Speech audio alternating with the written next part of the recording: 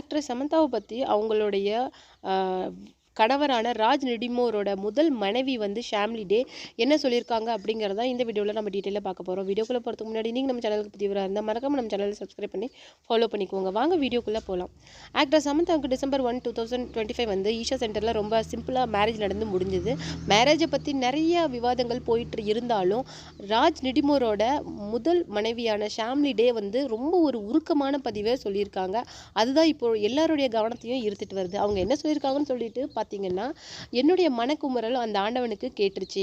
இவ்வளோ நாளாக நான் வந்து பண்ண மெடிடேஷனும் பிரார்த்தனையும் அந்த ஆண்டவனுக்கு கேட்டுருச்சு. அதனால தான் எனக்கு இப்போ வந்து இவ்வளோ சப்போர்ட், இவ்வளோ ஆறுதலான வார்த்தைகள், ஒரு வார்மான நிறைய ஒரு சரௌண்டிங் எனக்கு கிடைச்சிருக்குது. நான் கொஞ்சம் கூட நினைச்சு பார்க்கல. பணத்தை தாண்டியும் மனுஷங்க உணர்வுகளுக்கு மதிப்பளிப்பாங்க அப்படிங்கிறத நான் இப்போ புரிஞ்சுக்கிட்டேன். இப்போ எனக்கு சப்போர்ட்டிவாக பேசுகிற எல்லா மனிதர்களும் எனக்கு அவ்வளோ க்ளோஸ் டு த ஹார்ட் வந்து என்கிட்ட பேசுகிறாங்க. அது மட்டும் கிடையாது, என்னை அவ்வளோ கூல் பண்ண, என்னை வார்மாக வச்சுக்கிறாங்க. எனக்கு அது சந்தோஷமாக இருக்குது. இவ்வளோ நாள் ரொம்ப கஷ்டத்தில் இருந்தேன். அதாவது ஏமாத்துற மனுஷங்க இருக்கிற வரைக்கும் ஏமாறவங்களும் இருந்துகிட்டே தான் இருப்பாங்க அப்படிங்கிற சேயிங் எனக்கு நல்லாவே தெரியும். அதுபடி தான் இப்போ லைஃப் போயிட்டுருக்கு அப்படின்னு சொல்லிட்டு நான் நினச்சிட்டு இருந்தேன். ஆனால் அப்படி கிடையாது. இந்த பணத்துக்காக ஒரு எக்ஸ்பென்சிவான திங்ஸ்க்கு ஆசைப்படாத மனுஷங்களும் இருக்காங்க அப்படிங்கிறத நான் புரிஞ்சுக்கிட்டேன்.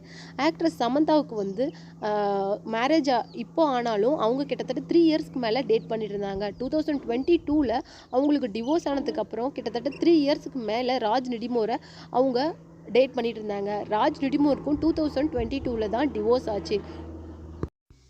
ஈவன் ராஜ் ரெடிமோர் வந்து ஷாம்லி டேவை டிவோர்ஸ் பண்ணதுக்கு சமந்தா தான் காரணம் அப்படிங்கிற ஒரு சேயிங்கும் இருக்குது. மேரேஜ் ஆன கொஞ்ச நேரத்திலேயே சமந்தாவை பற்றி ஷாம்லி டே என்ன சொல்லியிருந்தாங்க அப்படின்னு சொல்லிட்டு பார்த்தீங்கன்னா, நாக சைத்தன்யா சார் வந்து சமந்தாவை டிவோர்ஸ் பண்ணிவிட்டு ஷோபிதா கூட ரிலேஷன்ஷிப்பில் இருந்தபோது இந்த உலகம் என்ன பேசிச்சோ இப்போவும் அதே தான் நடக்குது. அவர் வந்து ராஜ் ரெடிமோர் என்ன டிவோர்ஸ் பண்ணிவிட்டு சமந்தா கூட ரிலேஷன்ஷிப்பில் இருந்து இப்போ அவங்கள மேரேஜ் பண்ணிக்கிறாங்க. நாக சைத்தன்யா பண்ணின அதே தப்பு தான் சமந்தாவும் பண்ணியிருக்காங்க. பட் அவரை அப்போ இந்த வேர்ல்டு வந்து கார்னர் பண்ணி பேசினாங்க. பட் சமந்தா வரும்போது அவங்க வந்து பொண்ணு, அது மட்டும் இல்லாமல் ஒரு ஃபேன் பேஸை வச்சுக்கிட்டு அவங்க வந்து இப்போ அந்த மாதிரி இருந்தது வந்து இப்போ அப்படியே மாறிடுச்சு. நாகச்சைத்தன்யா பண்ணனா தப்பு, சமந்தா பண்ணனா அது தப்பு இல்லை அப்படிங்கிற மாதிரி ஆயிடுச்சு. இது எல்லாத்துக்குமே பணம் தான் காரணம் அப்படின்னு சொல்லிட்டு நான் நினச்சிட்டு இருந்தேன். பட் இப்போ எல்லா உண்மையும் வெளியே வந்துருச்சு. இப்போ வந்து எல்லாருக்கும் எல்லாம் தெரிய ஆரம்பிச்சிருச்சு. எல்லாரும் அதை பற்றி இப்போ பேச ஆரம்பிச்சிட்டாங்க. எனக்கு இது ரொம்ப சந்தோஷமாக இருக்குது அப்படின்னு சொல்லியிருக்காங்க.